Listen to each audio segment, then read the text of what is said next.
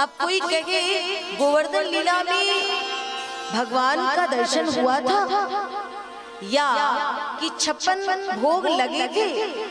अब वो बाहर वाला व्यक्ति कहे भैया लगे होंगे लेकिन हमें तो मिले नहीं या हमने तो देखा नहीं, तो ये बात ऐसी ही है जैसे मान लीजिए कि आपके घर में लाइट ना आ रही है, बड़े ध्यान से सुनना, आपके घर में लाइट ना हो और अगल बगल में आस पड़ोस में सबके यहाँ आप पूछो तो पता चले पड़ोसियों के घर में लाइट है, और अगर सबके घर में लाइट आ रही है और आपके ही घर में नहीं है तो बताइए फॉल्ट कहाँ से होगी? पावर हाउस से या कि आपके घर के कनेक्शन में कोई कमी होगी? क्या कहोगे? पावर हाउस वाले के पास जाओगे? नहीं ना, कोई इलेक्ट्रीशियन बुलवा करके अपने यहाँ देखोगे कि कहाँ फॉल्ट हुई है। इलेक्ट्रीशियन आ जाएगा जिसको उस बात का ज्ञान है, वो देख करके और आपके यहाँ की लाइट ले आएगा। ये बात क्या बता रही है कि पावर हाउस वाले ने वहां से तो बिजली ऑन कर रखी है, सभी के घर में इसीलिए बिजली पर्याप्त है, परंतु हमारे घर में नहीं है। हमारी फॉल्ट थी, वो पावर हाउस वाले की फॉल्ट नहीं। उसी प्रकार से भगवत कृपा की बिजली भगवान के घर से, उसके पावर हाउस से चल चुकी है, लेकिन वो कृपा की बिजली यदि हमारे आपके पास नहीं है तो वहां से बिजली ऑन है, वहां से लाइट ऑन है, सारे फेस कृपा की भगवान ने ऑन कर रखे हैं, लेकिन इधर के ही कनेक्शन में गड़बड़ी है। तो साधारण जगत के लाइन के कनेक्शन को एक इलेक्ट्रीशियन ठीक कर सकता है, और भक्त और भगवान के जो कनेक्शन में बीच में गड़बड़ी हो गई है, उसको संत और भगवान की कथा ही ठीक कर सकती है। जो एक बार भगवत कथा में पूर्ण रूप से डूब गया प्यारे, उसके समस्त गड़बड़ कनेक्शन अपने आप समय से ठीक हो जाएंगे। लेकिन कही गई कथा का हर एक प्रसंग आपको अपने जीवन में दिखना चाहिए। मतलब ये नहीं है कि आपने कथा सुन ली बैठ गए, उतना ही बहुत नहीं है। प्रतिपल आपको लगना चाहिए अब ये लीला हो रही है, भगवान ठाकुर जी हमारे सामने ही ये लीला कर रहे हैं। अच्छा देखो, 7 वर्ष के कृष्ण 7 कोस लंबे चौड़े गिरिराज पर्वत को धारण कर रखे हैं, और आपको पता है भगवान कृष्ण ने कितने दिन तक गिरिराज जी को धारण किया था? 1 दिन, 2 दिन या 3 दिन? किसी को पता है? बताऊं? भगवान ने 7 दिन सप्त रात्रि पर्यंत भगवान गोवर्धन को अपनी एक इकन्नी उंगली पर धारण किया था। अच्छा अब सोचो जरा कि 7 वर्ष का बालक इतने बड़े विशाल पर्वत को क्या अपनी एक जरा सी नेक सी उंगली पर उठा सकता है? जो लोग कृष्ण के चरित्रों पर प्रश्न चिन्ह लगाए, वो सोचे कि क्या अगर कृष्ण कोई साधारण बालक होता तो ये कार्य संभव हो पाता? नहीं, वो परमात्मा जो कर्तुम अकर्तुम अन्यथा कर्तुम सर्वसमर्थ है, उसके लिए ये सब कार्य तो एक तिनके के समान है। गिरिराज जी को धारण किए 3रा दिन आ गया।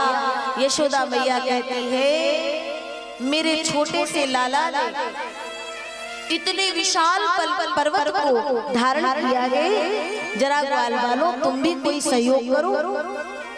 तो जितने ग्वाल वाले हैं ना, इन्होंने सबने अपने अपने लाठी डंडे गिरिराज जी में लगा लिए और कन्हैया से कहा, कन्हैया तू 3 दिन से इतने बड़े पर्वत को धारण किए है, एक काम कर, कुछ विश्राम कर ले, कुछ आराम कर ले, जब तक हम सब साधे हुए हैं।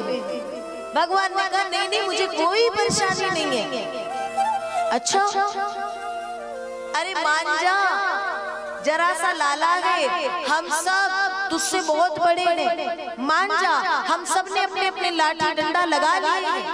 अब भगवान कह रहे हैं, अब हम तुम्हें कैसे बताएं कि तुम्हारी लाठी डंडा से गिरिराज जी थमने वाले नहीं है, रुकने वाले नहीं। कन्हैया ने 2 बार समझाया, नहीं माने तो तीसरी बार कन्हैया ने कहा तो मैं हाथ हटा लूं? हाँ हाँ हटा ले। कन्हैया ने नेक जरा सी उंगली नीचे की कि गिरिराज जी नीचे आने लगे। अरे मोटे मोटे लाठी डंडा सब तड़तड़ा करके टूटने लगे। अरे संभाल संभाल संभाल, बचा बचा बचा। भगवान ने फिर से पुनः धारण किया। बोलिए गिरिराज धरण भगवान की। और जैसे ही धारण किया तो ग्वाल बाल ने कहा, अरे नंद के छोरा, इतना बल इतनी शक्ति आखिर तुम जरा से लाला में कहां से आई? तो कन्हैया ने कहा, कछु माखन को बल बढ़्यो। इतने दिनों से जो चुरा चुरा करके माखन खा रहा था ना, ये आज उसी माखन का बल निकल रहा है, उसी माखन का बल दिख रहा है। इसलिए कछु माखन को बल बढ़्यो, कछु गोपन करी सहाय। कुछ आप गोप ग्वालों ने हमारी सहायता की। तो ग्वाल वालों ने कहा, भैया हमने कौन सी आपकी सहायता करी? बोले जो 3-4 दिनों से टकटकी लगा करके तुम हमें देख रहे हो, तो तुम्हारे नेत्रों के द्वारा तुम्हारे भीतर का जो बल है ना, जो शक्ति है, वो सब मेरे भीतर आ रही है। तो ग्वाल बाल कहते, तब ही हम गए कि इतने दिनों से हम काय के लिए इतने हल्के फुल्के लग रहे। वारे नंद के छोरा, माखन चुराते थे, चीर चुराते थे, चित चुराते थे, अब शक्ति भी बल भी चुराने लगे। इससे आगे भी कुछ चुराया? तो कन्हैया ने कहा, हाँ चुराया नहीं, इससे आगे कृपा है। क्या?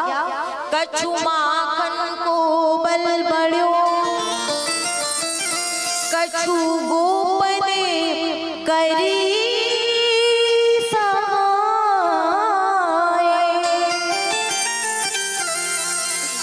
श्री राधे जो की कृपा सो, ये मैंने गोवर्धन लियो उठाए। केवल राधा रानी की कृपा से 7 दिन 7 रात पर्यंत गिरिराज जी को धारण कर लिया। हमारे संतों ने खूब ठाकुर जी के लिए गाया, नख पे गिरवर लीलोधार, मेरो वारो सो कन्हैया। इंद्र ने कहा सैनिकों से कि जाओ भैया उधर देखो जाकर के पूरा का पूरा ब्रजमंडल बह चुका होगा। लेकिन ये क्या? सैनिक कहते हैं ब्रजमंडल में तो धूल उड़ रही है। तब इंद्र ने ध्यान धर करके देखा कि आखिर ब्रजमंडल में मेरी जलवृष्टि का कोई प्रभाव नहीं हुआ।